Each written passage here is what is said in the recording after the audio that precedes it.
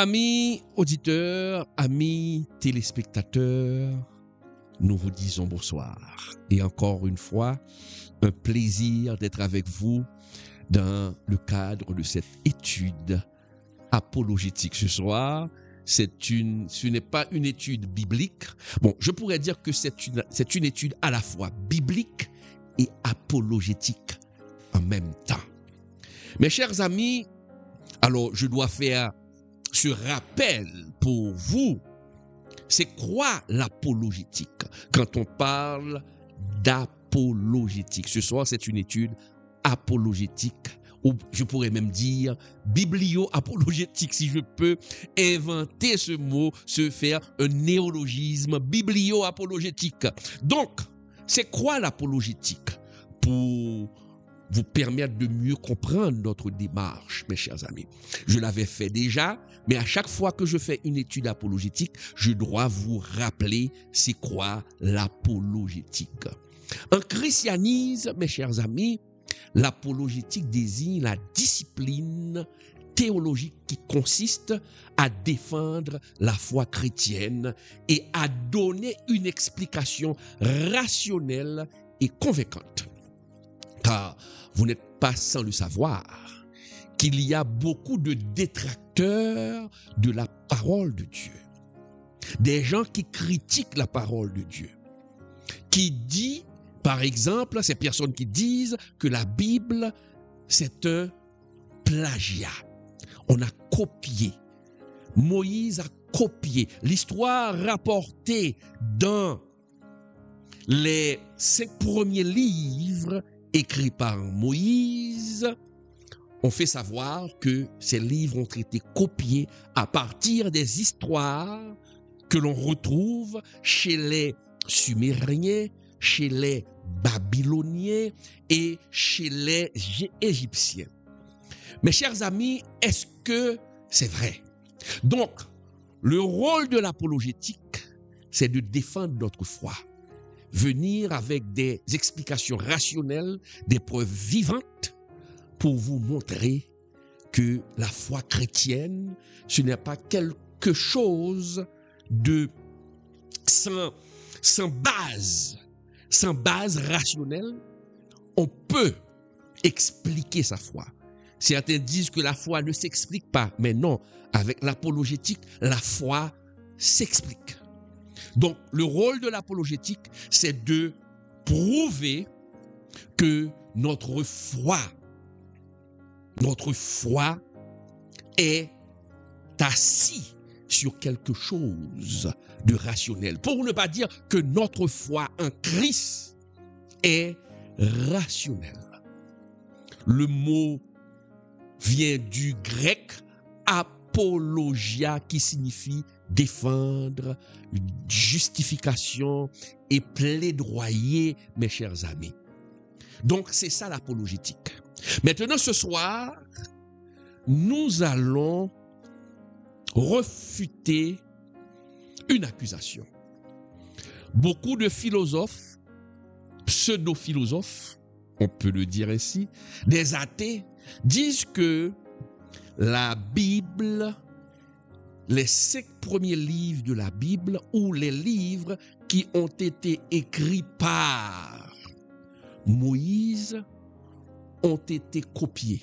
Que Moïse s'est servi des histoires des Sumériens, des récits des Égyptiens pour pondre la Genèse, pour pondre l'Exode, pour pondre Deutéronome et les autres livres. Donc, pour ces chrétiens, pour ces athées, pour ces détracteurs, c'est un plagiat. La Bible n'est pas la parole de Dieu. Certains même disent que Moïse n'a pas existé, mes chers amis. Donc, est-ce que le récit biblique de la création, le récit biblique de Moïse dans Genèse, est-ce que ce récit a des ressemblances avec les récits des Babyloniens, des Sumériens, des Égyptiens. Laissez-moi vous dire, mes chers amis, la réponse est oui. Il y a des ressemblances.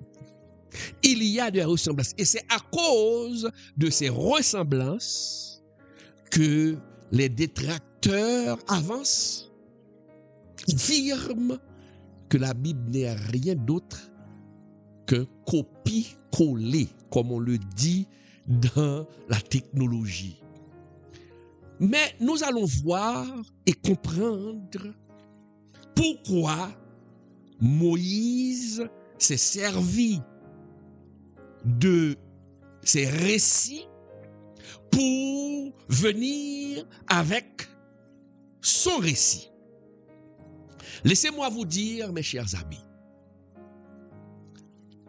les intellectuels le savent, ceux qui participent dans des débats le savent, pour démonter une thèse, pour démonter une affirmation, il faut connaître ce que cette affirmation raconte. On ne peut pas venir pour dénoncer ou pour démentir quelque chose qu'on ne connaît pas. Est-ce qu'on est là? Qu'on ne connaît pas. Moi, par exemple, dans le temps, je ne le fais plus, je débattais beaucoup avec les musulmans. Et j'ai une étude sur cette page, sur YouTube, où j'ai expliqué, j'ai fait l'historicité de l'islam. Maintenant, qu'est-ce qui m'a permis de débattre avec les musulmans?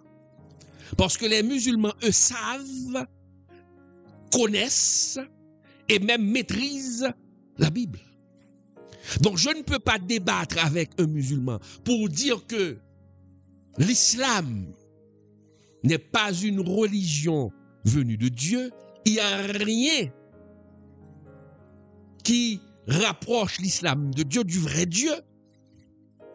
Eh bien, pour pouvoir démonter l'islam, il fallait que j'étudie les principes de cette religion.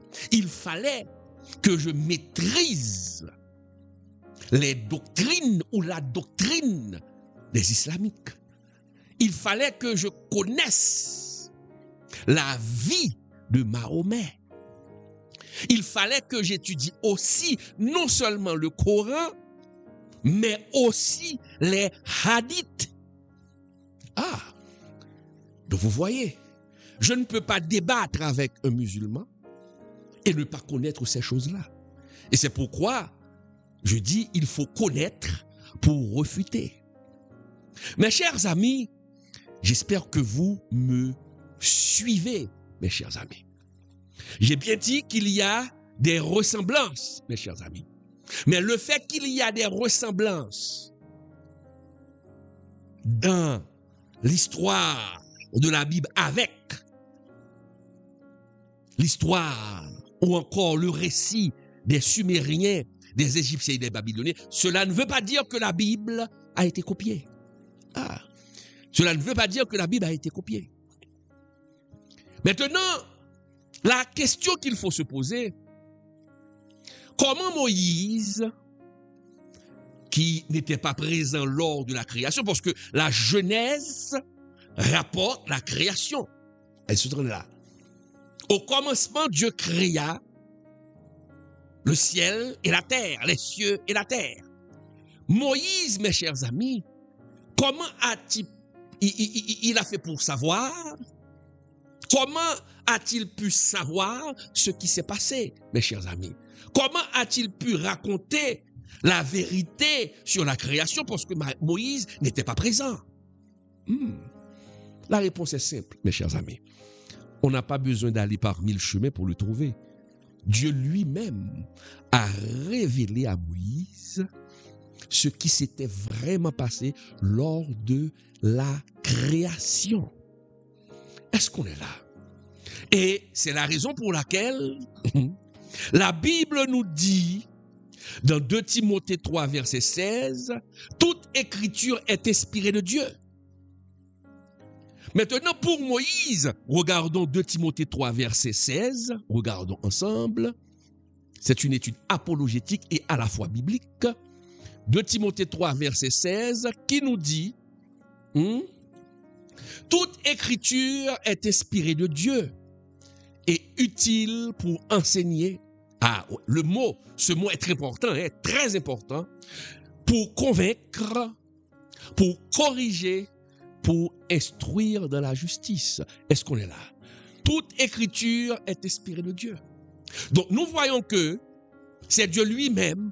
Là, Dieu n'a pas inspiré à Moïse. Dieu a parlé à Moïse. C'est le seul homme que Dieu a parlé face à face. Moïse est le seul homme à qui Dieu a parlé face à face. Donc Dieu lui a révélé ce qui s'était vraiment dit. Mes chers amis, la Bible nous rapporte qu'il y avait un ange que le Dieu créateur avait créé, c'est Lucifer. Et Lucifer était responsable de la culture, de la communication, pas de la communication. C'est Gabriel qui est responsable de la communication. Mais Lucifer, lui, il était responsable de la musique, de l'adoration. Ok? Il y a 3 anges dans le ciel. Il y avait 3 anges dans le ciel. Lucifer était responsable de la musique, de l'adoration. Ok? Gabriel, lui, il est le responsable de la communication. C'est lui qui porte les messages de Dieu aux hommes. D'ailleurs, on se le rappelle que c'est Gabriel qui a apporté le message à Marie. On utilise Gabriel souvent pour apporter les messages de Dieu aux bien-aimés de Dieu. Et il y a le chef de l'armée de l'Éternel, Michael. Mais Lucifer, lui, il s'est laissé emporter par la jalousie, par l'orgueil, et il a poussé un tiers des anges à se révolter contre Dieu. Et Dieu l'a précipité. Bon, on connaît cette histoire. Mais suivez-moi, je vais vous montrer là où je veux en venir. Donc ce Lucifer, qui est devenu Satan, le diable, a été chassé du ciel. Et depuis lors, Lucifer s'est donné pour mission de combattre le royaume de Dieu. Avec la création de l'homme, Dieu a créé l'homme. D'accord? Maintenant, puisque Dieu a créé l'homme, et Lucifer lui-même, qu'est-ce qu'il a fait? Il a trompé nos premiers parents, Adam et Ève, et le péché est entré dans le monde. Et à partir d'Adam et d'Ève, il y a eu multiplication. Les hommes se sont multipliés sur la terre. Il y a eu d'autres nations. Mais cette question fondamentale est toujours dans la tête des hommes. Il y a des questions fondamentales qui se bousculent toujours dans la tête de tout être humain, mes chers amis. Que vous soyez blanc, que vous soyez noir, quelle que soit votre race, quelle que soit votre origine, il y a de ces questions que l'homme se pose toujours. Par exemple, d'où je viens? D'où je viens? Par exemple, quel est le sens de la vie? Pourquoi je suis là? Quel est le sens de ma vie? Quel est le sens de la moralité? C'est quoi la moralité? Vous voyez, ces questions-là, les gens se posent toujours ces questions. Pourquoi je suis né? Pourquoi je suis dans ce monde? L'origine, on se pose toujours des questions sur son origine. Et la dernière question qu'on se pose après la mort, est-ce que c'est le néant? Quelle est notre destinée? Quel est notre fait? Est-ce qu'après la mort, il n'y a plus rien? Ah, ce sont toujours des questions que se posent les hommes. Eh bien, mes chers amis, les Sumériens, les Égyptiens, les peuples anciens se posaient toujours ces questions. Est-ce qu'on est là? Ces peuples se posaient toujours ces questions. Ces nations se posaient toujours ces questions. Mais n'oublions pas que la Bible nous dit que le monde est sous l'influence du malin. Et le malin est esprit, mes chers amis. Le malin est esprit. Le monde est sous l'influence du malin. Et le malin sait très bien, car il a été créé par le Dieu créateur, il sait très bien comment Dieu a créé le monde. Il le sait. Mais étant donné qu'il s'est donné pour objectif de combattre Dieu, quand je dis de combattre Dieu, Satan est déjà condamné. Mais il a pris la décision de contrecarrer toutes les décisions de Dieu. Étant donné que Dieu a créé l'homme, il sait, parce qu'il a été victime de sa désobéissance, Dieu l'a chassé, Dieu l'a condamné. Eh bien, quand Dieu a créé l'homme, il s'est donné pour objectif de pousser l'homme à se révolter contre Dieu, dans l'espoir que Dieu allait aussi condamner l'homme comme Dieu l'avait condamné. Mais il ne savait pas que Dieu avait un plan de rédemption pour l'homme. J'espère que vous suivez ma démarche ce soir, mes chers amis. Donc, ce diable, l'esprit malin, qui influence le monde, mais qu'est-ce qu'il a fait? Il a influencé les autres nations. Parce que l'homme en général se pose toujours ces questions. Quelles sont ces questions? Quelle est mon origine? Quel est le sens de ma vie? C'est quoi la moralité? Et quelle est ma destinée? Est-ce qu'après la mort, il n'y a rien? Ces 4 questions-là, les hommes, dès que vous êtes humain, on se pose ces questions. Mais maintenant, qu'a fait Satan avec les Sumériens? Est-ce que vous comprenez? Satan a insufflé, puisqu'il est esprit, il a donné certaines réponses à ces nations-là. Ok? Il a permis, grâce à son influence, de produire des récits mensongers pour détourner les hommes du vrai Dieu. C'est ce qu'on lit dans Jean 8, verset 44, parce qu'il est menteur. Donc, l'histoire des Sumériens ont été inspirés par Satan le diable. Parce que Satan le diable sait pertinemment ce qui s'était passé au commencement. Parce qu'il était là déjà au commencement. Mais les hommes, ils n'étaient pas là. Les hommes n'étaient pas là. Les hommes n'étaient pas là, mes chers amis. Et quand Dieu a décidé dans son omniscience, parce que Dieu, vu que le péché des hommes, le péché d'Adam et Ève a créé, a suscité, a donné lieu à une séparation entre Dieu et l'homme, Dieu a décidé de se réconcilier, de se révéler encore à l'homme, de donner à l'humanité le récit véridique de la création et de se faire connaître. Et c'est pourquoi Dieu a choisi Abraham. Est-ce qu'on est là? Dieu a choisi Abraham. Et d'Abraham est sorti le peuple d'Israël. Mais le peuple d'Israël vivait parmi les Égyptiens. On sait très bien que le peuple a été fait esclave en Égypte. Or, les Égyptiens criaient les faux dieux.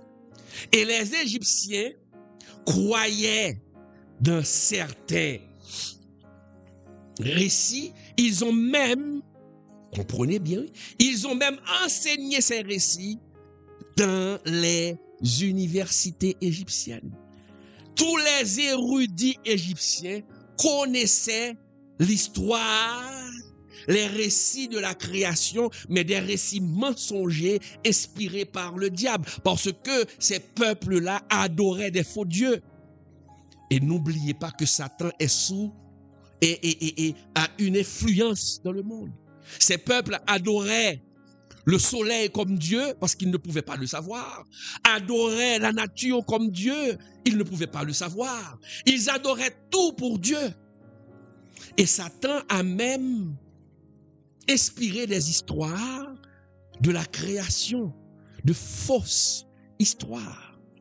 Maintenant, mes chers amis, quand Dieu a mis la main sur Moïse, parce que Dieu a décidé de se révéler à l'homme, mais il devait se servir de son peuple. Or, le peuple se trouvait en Égypte. Et le peuple qui se trouvait en Égypte était influencé par la culture égyptienne.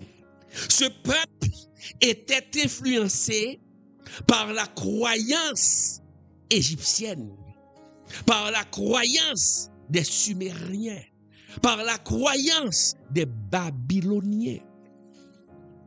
Est-ce qu'on est là? Maintenant, pour pouvoir, Dieu c'est un Dieu communicateur. Dieu c'est un Dieu communicateur. C'est Dieu qui détient la clé de la connaissance. Pour pouvoir démonter une telle vérité, alors un tel mensonge, pardon, pour pouvoir contrecarrer un tel mensonge, il faut connaître le mensonge. Est-ce qu'on est là? Et lorsque Dieu a choisi Moïse, il a permis à Moïse d'étudier l'omniscience et la providence de Dieu. Il a permis à Moïse d'étudier dans les grandes universités pour que Moïse puisse connaître la croyance des Sumériens, de connaître la croyance des Babyloniens et de connaître la croyance des Égyptiens. Est-ce qu'on comprenez? Il fallait que Moïse connaisse le récit des Sumériens parce que c'est un récit falsifié par l'esprit diabolique. Et ces récits-là, ces croyances-là imprégnaient, ou ces croyances-là s'imprégnaient, s'embriquaient dans la tête du peuple de Dieu.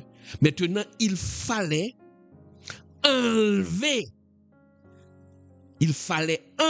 cette croyance.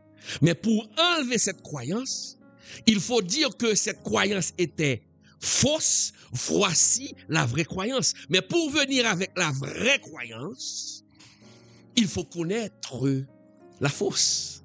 Et c'est la raison pour laquelle, mes chers amis, que Dieu a permis à Moïse d'étudier en Égypte pour connaître afin de refuter la mauvaise croyance. Et c'est ce que nous lisons dans Acte 7, verset 22. Acte 7, verset 22, rapidement, nous lisons. Acte 7, verset 22, qui nous dit, mes chers amis, rapidement, je le mets à l'écran pour vous, qui nous dit, Moïse fut instruit dans toute la sagesse des Égyptiens, et il était puissant en parole et en œuvre. Pourquoi la Bible met cette précision? Pourquoi la Bible met l'accent sur ça? Moïse fut instruit dans toute la sagesse des Égyptiens, et il était puissant en parole et en œuvre, mes chers amis. La question qu'il faut se poser, Pourquoi Dieu n'avait pas pris un simple berger? Dieu pouvait prendre un simple berger parmi son peuple pour faire l'exode, pour délivrer son peuple de l'esclavage. Il aurait pu prendre un simple berger. Mais Dieu ne l'a pas fait. Il n'a pas pris un simple berger. Dieu a pris un berger, mais un berger ayant une grande connaissance des croyances égyptiennes. Ah! Et c'est pourquoi Dieu a voulu que Moïse passe par l'éducation égyptienne, car Dieu savait dans son omniscience qu'on ne peut pas combattre, mes chers amis, une croyance sans connaître cette croyance. C'est clair. Est-ce qu'on est là? Est-ce qu'on est là? Donc vous voyez là la providence de Dieu. Il a permis à Moïse d'étudier les croyances, les doctrines des Égyptiens pour pouvoir mieux les détruire, pour pouvoir mieux les démonter. C'est ce qui est arrivé, je me rappelle, mes chers amis, à Mandela. Mandela combattait l'apartheid, mais quand il était jeune, il a commencé à étudier les droits juridiques dans les écoles des Blancs parce qu'il était très, très calé. C'était un jeune homme qui avait un grand esprit, un esprit ouvert. C'était un intellectuel. Il a commencé à étudier les droits juridiques dans les universités des Blancs en Afrique du Sud. Et c'est avec cette connaissance-là, ou ces connaissances juridiques, que Mandela s'est servi de ses connaissances et a retourné ses connaissances contre les Blancs qu'il avait enseignés. Est-ce qu'on est là? Est-ce qu'on comprend? Eh bien, c'est la même chose que Dieu a fait. Pour combattre une croyance, il faut connaître cette croyance. Et c'est pourquoi Dieu a permis à Moïse d'étudier les croyances égyptiennes, les récits égyptiens, sumériens et babyloniens, pour pouvoir les connaître et pour venir avec la vraie vérité. Parce que les récits, ce que les récits disaient, était truffé de mensonges. Le diable avait falsifié le récit véridique de la création. Pourquoi? Pour éloigner les hommes du vrai Dieu. Du vrai Dieu, car Satan s'est donné pour objectif, parce qu'il est déjà condamné pour l'enfer, il s'est donné pour objectif d'emmener beaucoup d'âmes avec lui en enfer. Donc Dieu savait. Et c'est pourquoi Dieu a permis à Moïse d'être abandonné sur les eaux. La fille de Pharaon l'a recueilli, l'a pris pour son fils. Et Moïse a grandi parmi les Égyptiens. Il a été instruit parmi les Égyptiens dans les grandes universités d'Égypte parce que Dieu savait qu'il allait se servir de ces connaissances-là pour les retourner contre les Égyptiens et venir avec la vraie vérité. Permettez-moi de faire ce pléonasme. La vraie vérité, parce que les Sumériens pensaient, croyaient détenir la vérité, mais ils ne détenaient pas la vraie vérité. Et pour pouvoir démonter cette fausse vérité, il fallait que Moïse connaisse la fausse vérité des Égyptiens pour venir avec la vraie vérité de Dieu. Est-ce qu'on me suit? Et c'est pourquoi la Bible nous dit, des fois on ne comprend pas, la Bible nous dit que toute chose concourt au bien de ceux qui aiment Dieu. Et dans Proverbe 16, verset 9, il est écrit, mes chers amis aussi, regardons ensemble, le cœur de l'homme médite sa voie, mais c'est l'Éternel qui dirige ses pas. Ah, peut-être que Moïse, de sa tête, il imaginait qu'il avait de très belles connaissances des doctrines égyptiennes, sumériennes, mais il ne savait pas que Dieu allait se servir de ces connaissances qu'il a acquises dans les universités égyptiennes pour servir la cause de Dieu. Romains 8, verset 28 nous dit, nous savons que du reste, que toute chose concourt au bien de ceux qui aiment Dieu, de ceux qui sont appelés selon son dessein, mes chers amis. Mes chers amis, Dieu ne fait rien au hasard. Rien n'est du hasard. Rien n'est le fruit du hasard pour Dieu. Tout ce que Dieu fait, il le fait pour une raison. Donc avec Moïse, rien n'était hasard. C'était pas une chose hasardeuse que Moïse soit oublié, jeté dans les eaux, recueilli par la fille de Pharaon. Non, ce n'était pas du hasard. C'était un plan. Moïse devait connaître les dieux égyptiens. Connaître les dieux égyptiens comme Osiris. Il y a un dieu égyptien qu'on appelait Osiris. Osiris, c'était un dieu égyptien qui symbolisait la fertilité. Osiris symbolisait la renaissance, que Osiris pouvait mourir et renaître. Et c'est la raison pour laquelle les détracteurs de l'évangile disent que la résurrection de Jésus, que la mort de Jésus et la résurrection de Jésus découlent de l'histoire des Sumériens, découlent de l'histoire de Osiris. Parce que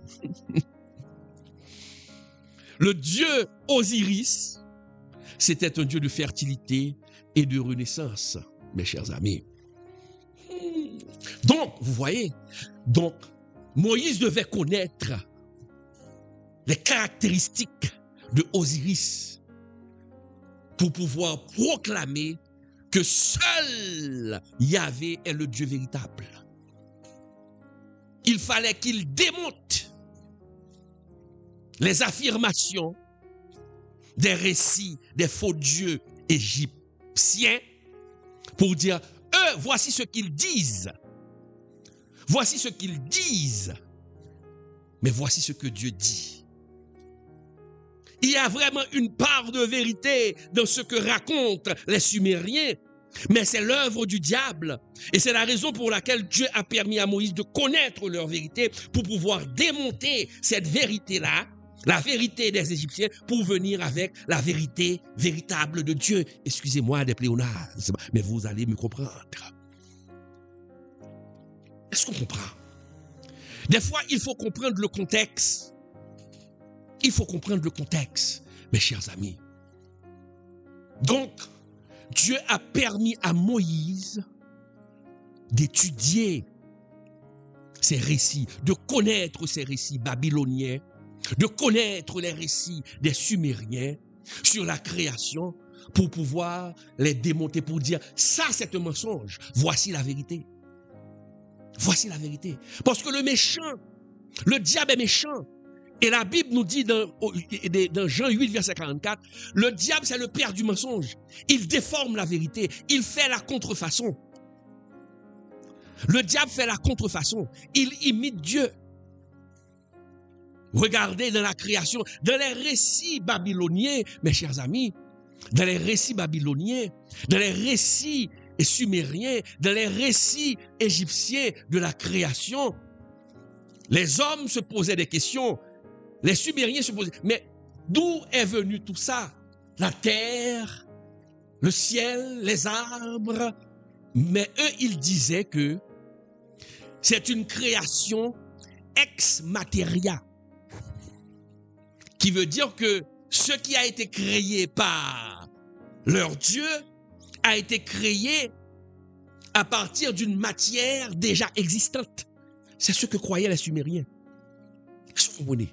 Pour les Sumériens, la création s'est faite ex materia. Non, materia, il faut voir matériel, matière. Pour les Sumériens, c'était une création à partir de quelque chose qui existait déjà.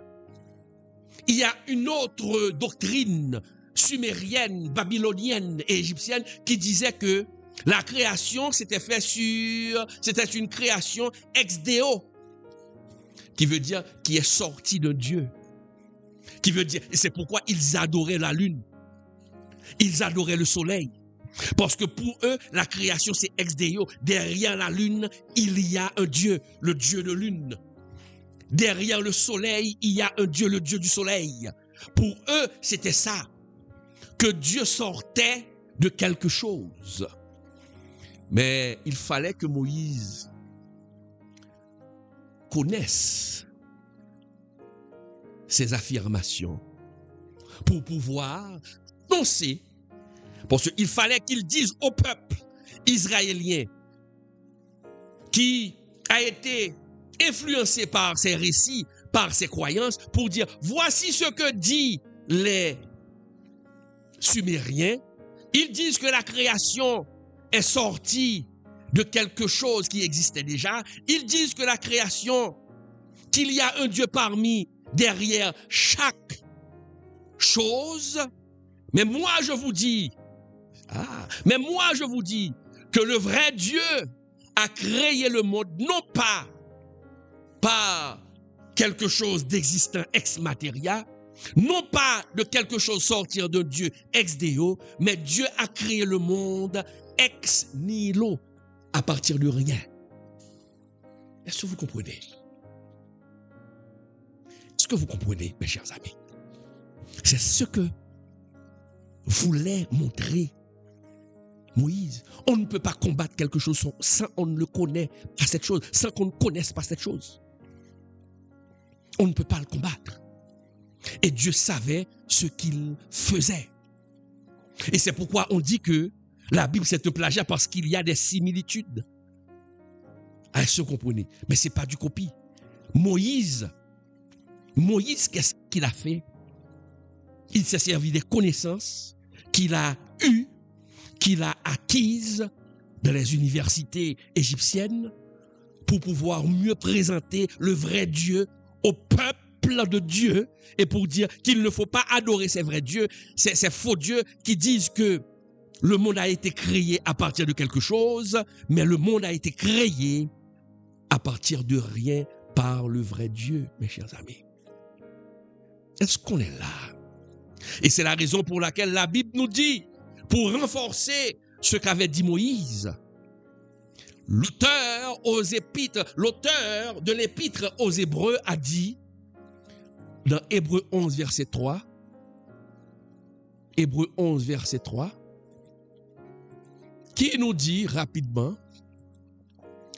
c'est par la foi que nous reconnaissons que le monde a été formé par la parole de Dieu, en sorte que ce qu'on voit n'a pas été fait des choses visibles. Est-ce qu'on est là? C'est par la foi que nous reconnaissons que le monde a été créé, a été formé par la parole de Dieu, en sorte que ce qu'on voit n'a pas été fait de choses visibles. Est-ce que l'on comprend? Donc, quand on nous dit que la Bible c'est un plagiat parce que cela ressemble avec l'histoire des Sumériens, quand on parle de la résurrection de Jésus, les athées tirent toujours comme un lapin dans un chapeau que ce récit de Jésus qui est ressuscité trouve son origine dans l'histoire de Osiris. Est-ce que vous comprenez? Est-ce qu'on est là? Donc, c'est la stratégie du diable qui a inspiré aux hommes ces fausses croyances pour les éloigner de Dieu. Mais Dieu est venu pour ramener les hommes vers lui. Et quand il a envoyé son fils Jésus mourir sur le bois du Calvaire, il s'est réconcilié avec l'homme et a donné à l'homme la vérité sur la création, mes chers amis. Il faut comprendre la stratégie de Dieu. Dieu a utilisé le familier pour introduire la vérité. Qu'est-ce que je veux dire par là? Dieu est un Dieu communicateur, c'est ce que je vous ai dit tout à l'heure. Dieu sait comment parler aux hommes avec un langage pour que ce langage soit accessible aux hommes, mes chers amis. Soit accessible aux hommes. Regardez, dans La communication dialectique. Laissez-moi vous montrer quelque chose. La communication dialectique. Dans le dialectique, il y a la thèse, il y a l'antithèse et il y a la synthèse. La thèse, souvent, c'est ce que croit l'autre. C'est ce que croit l'autre, mes chers amis. C'est ce que croit l'autre. Parfois, l'antithèse, pour venir avec l'antithèse, il faut commencer par présenter la thèse. Est-ce qu'on est là? En tant que professeur de communication, je comprends. Et j'essaie de vous faire comprendre. Est-ce qu'on est là? La thèse, l'antithèse, la synthèse, c'est ce que Dieu a fait avec Moïse.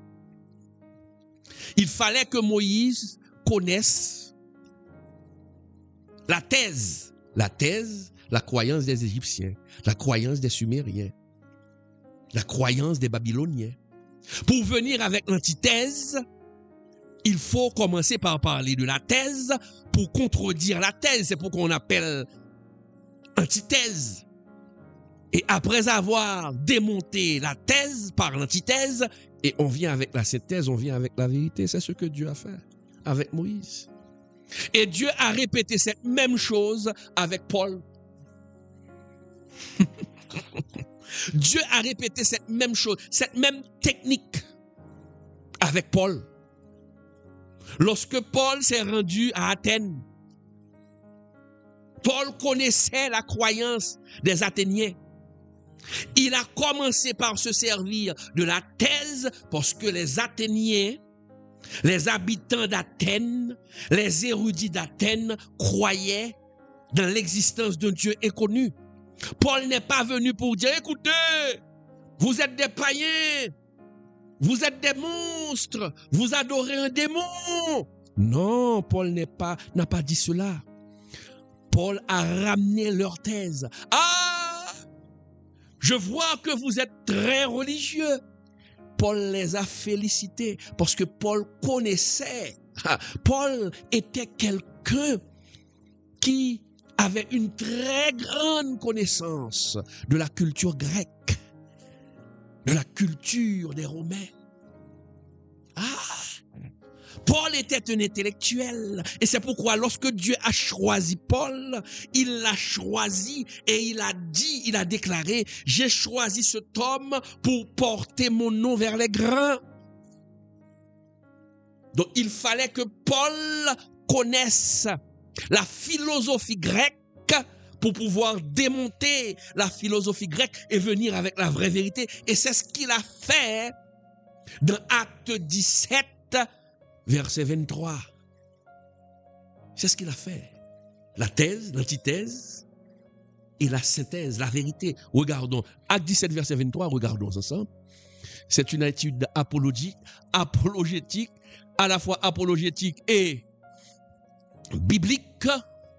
Acte 17, verset 23, la parole nous dit, Paul a dit, car en parcourant votre ville et en considérant les objets de votre dévotion, j'ai même découvert un autel avec cette inscription à un Dieu inconnu. Et Paul de dire, ce que vous révérez sans le connaître, c'est ce que je vous annonce. Aïe, aïe, aïe. La thèse. Le Dieu inconnu que vous révérez, je vous trouve extrêmement religieux. L'antithèse, ce Dieu inconnu que vous révérez, vous ne le connaissez pas. Je viens de vous l'annoncer. Il vient avec l'antithèse pour venir avec la synthèse. Eh bien, ce Dieu que vous révérez, que vous ne connaissez pas, son nom est Jésus. Ah là là, son nom est Jésus. Vous voyez la démarche. Est-ce que vous voyez la démarche, mes chers amis? C'est la démarche. Dieu, c'est un Dieu sage. C'est un Dieu sage. Et c'est ainsi qu'il faut comprendre. Est-ce qu'il y a des similitudes entre les récits sumériens et ceux de la Bible? Oui, il y a des ressemblances, pardon. Mais il y a de grandes différences. Il y a de grandes différences. Ah oui. La Bible, les récits sumériens présentent des hommes, présentent les dieux ou présentent les hommes comme des super-hommes. Mais la Bible présente l'homme dans tout son état, présente l'homme avec ses faiblesses. Il n'y a pas de super-héros dans les personnages bibliques. Par contre, dans les récits sumériens, il y a des super-héros, des super-dieux. Non. Mais dans les récits bibliques sont beaucoup plus réels. Ces récits ne sont pas fictifs, car on présente un Abraham qui avait peur et qui a donné sa femme pour sauver sa vie. Donc, c'est la réalité humaine. La Bible ne cache pas notre réalité. Et c'est ce qui donne cette authenticité à la Bible, mes chers amis. Aujourd'hui, amis téléspectateurs, ce message est pour vous. L'histoire de Moïse est pour vous, mes chers amis. Si Dieu a voulu que Moïse soit instruit pour pouvoir mieux l'utiliser, c'est pas pour flatter son orgueil. Mais Dieu a voulu préparer Moïse pour pouvoir mieux l'utiliser face aux érudits des Égyptiens, face aux érudits égyptiens, et pour pouvoir mieux donner cette vérité à son peuple, mes chers amis, à son peuple. Et c'est pourquoi Dieu met l'accent sur la connaissance. Et c'est pourquoi je vous invite, jeunes, à peaufiner votre savoir. Parce que pour défendre votre foi, il faut connaître pour refuter. Et c'est pourquoi la Bible met l'accent beaucoup sur le savoir, sur la connaissance. Être un apologète, c'est quelqu'un qui a une grande connaissance. Il faut étudier pour que le Saint-Esprit puisse t'utiliser, mon frère, puisse t'utiliser, ma sœur, de manière efficace.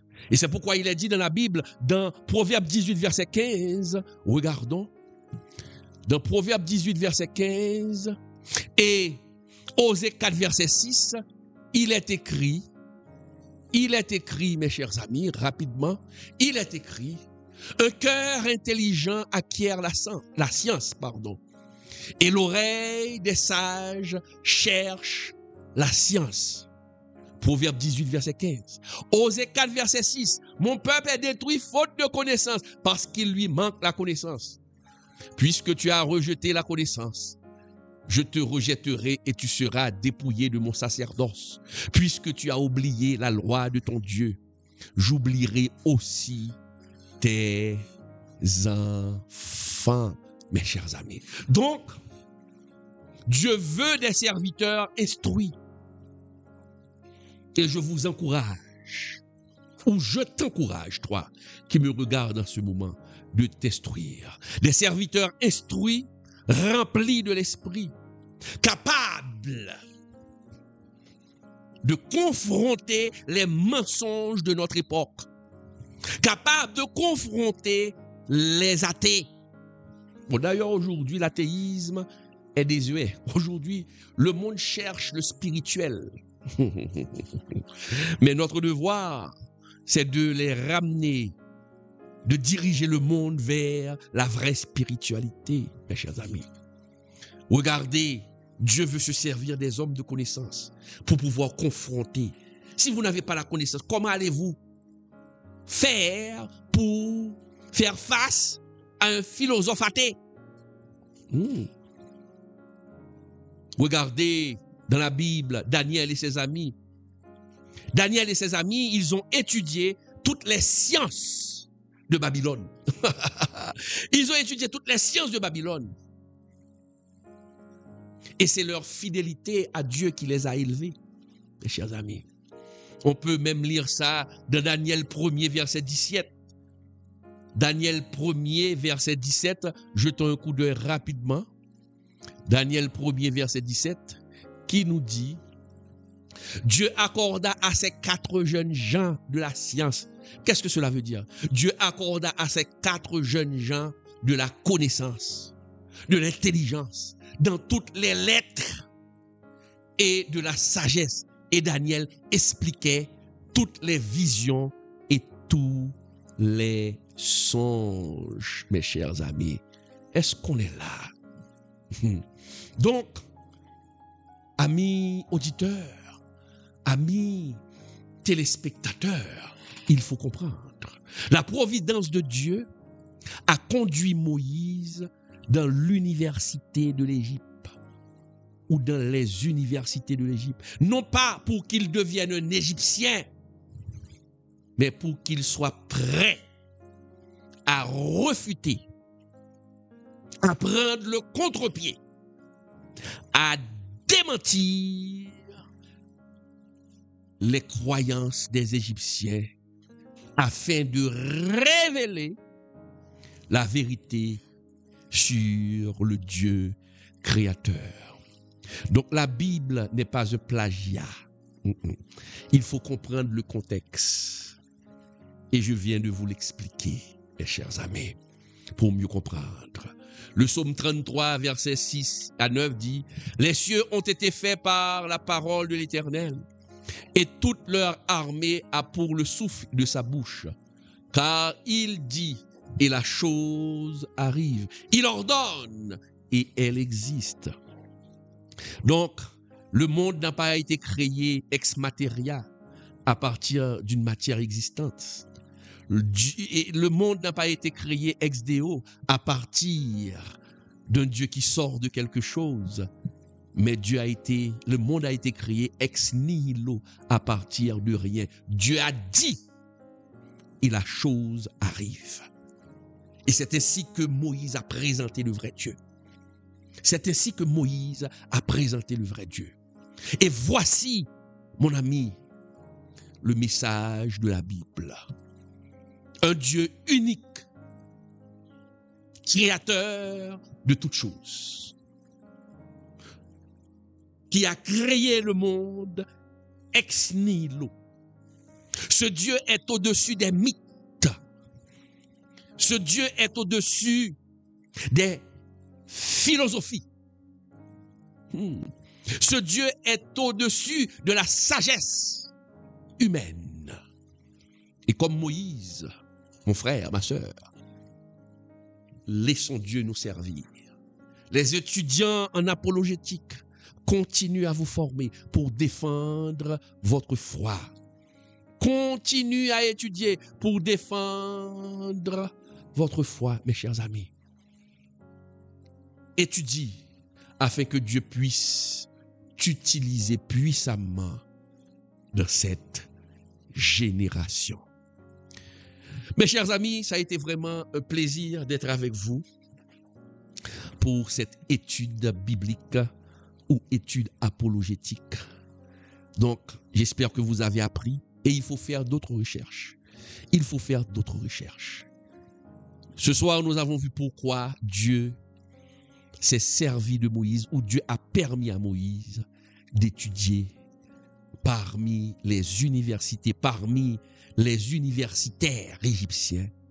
C'est pour que Moïse devait savoir, devait connaître les récits égyptiens, sumériens et babyloniens pour pouvoir mieux présenter sa synthèse, pour pouvoir mieux présenter le vrai Dieu et extirper, enlever, éradiquer dans la tête du peuple de Dieu les fausses croyances des Sumériens, Babyloniens et Égyptiens. Et aujourd'hui, pour extirper de notre tête les doutes qu'enseignent les disciples des doutes, car ces athées-là, ces faux philosophes-là, sont les disciples du doute. Que le Seigneur vous bénisse. Merci d'avoir été avec nous. Merci d'avoir été fidèle.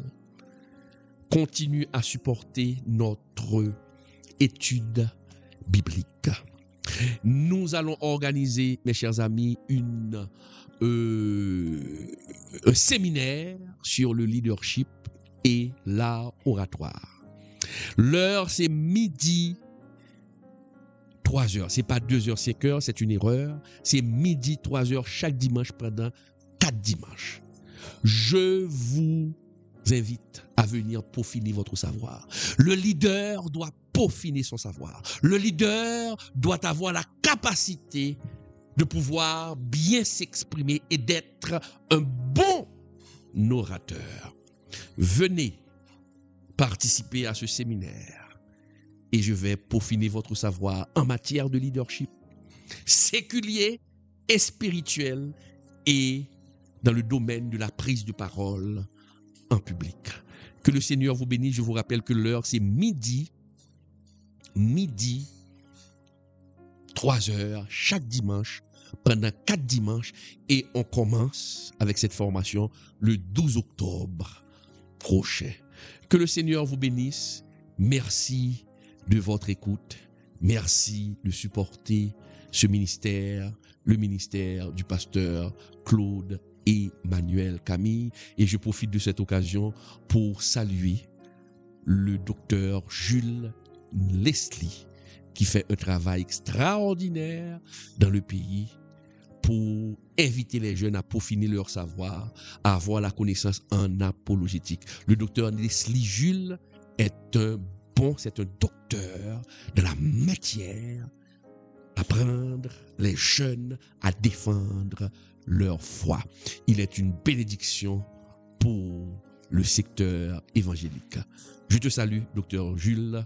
Merci pour la personne que tu es. Ok, Dieu vous bénisse. À la prochaine, mes chers amis. Bye bye. Vous rêvez de parler avec assurance, de diriger avec impact, d'inspirer par vos paroles? L'Institut francophone de journalisme, en partenariat avec le pasteur professeur Claude Emmanuel Camille, vous offre une occasion unique, une formation spéciale en leadership et art oratoire. En seulement 4 dimanches, vous apprendrez à développer un leadership solide et à maîtriser l'art de parler en public.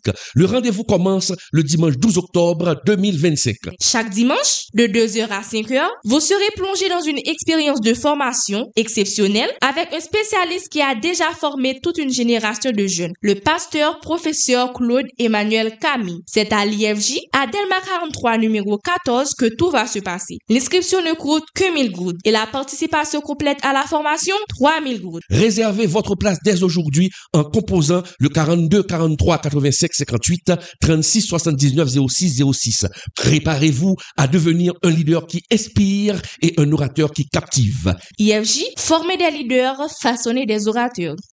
Depuis 2012, le pasteur Claude Emmanuel Camille proclame l'évangile sur le net, apportant le message de Jésus-Christ à travers le monde. Aujourd'hui, vous pouvez jouer un rôle dans ce ministère en contribuant financièrement. Dans 1 Corinthiens 9, le verset 14, l'apôtre Paul nous rappelle que le Seigneur a ordonné à ceux qui annoncent l'évangile de vivre de l'évangile. En soutenant ce ministère, vous devenez un partenaire dans l'œuvre de Dieu.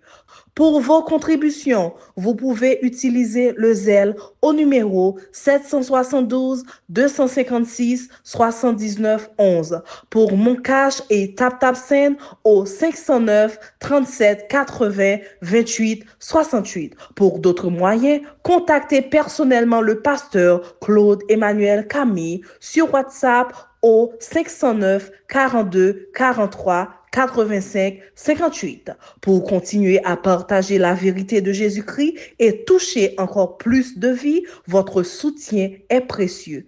Ensemble, prêchons l'évangile sans compromis.